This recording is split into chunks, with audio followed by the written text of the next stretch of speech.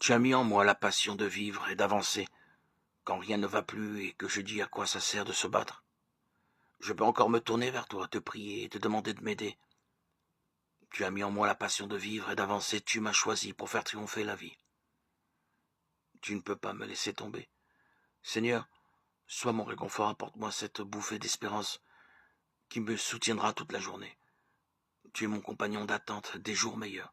Avec toi, je reprendrai la route de la vie et sans fin, je proclamerai ton amour au nom de Jésus-Christ. Seigneur Jésus-Christ, écoute ma prière.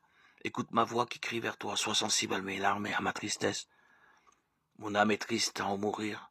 Je me sens si mal, je me sens si lourd, comme si je portais un poids trop lourd sur mes épaules. Comme si ce poids enfonçait mes pieds dans le sol et m'empêchait d'avancer. Quel est donc ce poids? Est-ce mon péché, mon désarroi, mon insatisfaction de ma vie? Seigneur Jésus, peu importe, je me tourne ce soir vers toi, pardonne-moi pour tous mes manquements. Aide-moi, tu es le seul qui puisse enlever ce poids sur mes épaules.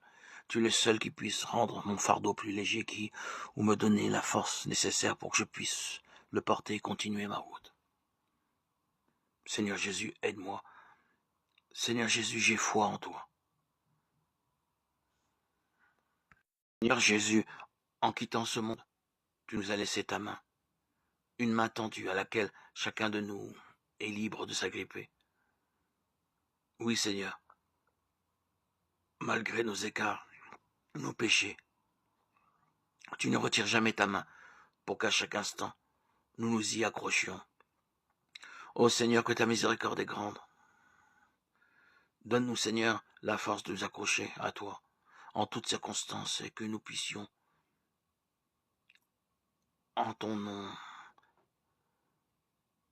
ta force et ta volonté, pouvoir pardonner à nos frères et sœurs en laissant aussi nos mains tendues. Oui, le pardon nous plonge dans un océan de paix intérieure incomparable, qui fortifie plus encore notre roi et l'amour du prochain. Merci Seigneur Jésus pour cette main tendue.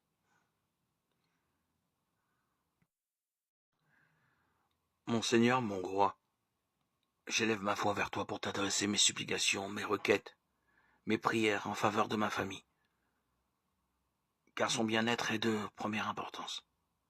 J'aime ma famille, elle m'est très précieuse, elle a toute mon affection, ma tendresse et mon amour.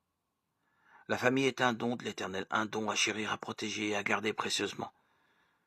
Merci mon Dieu pour ma famille.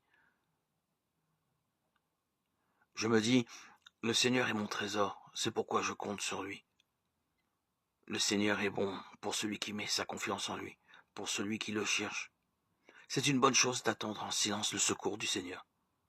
Lamentation 3, 24-26.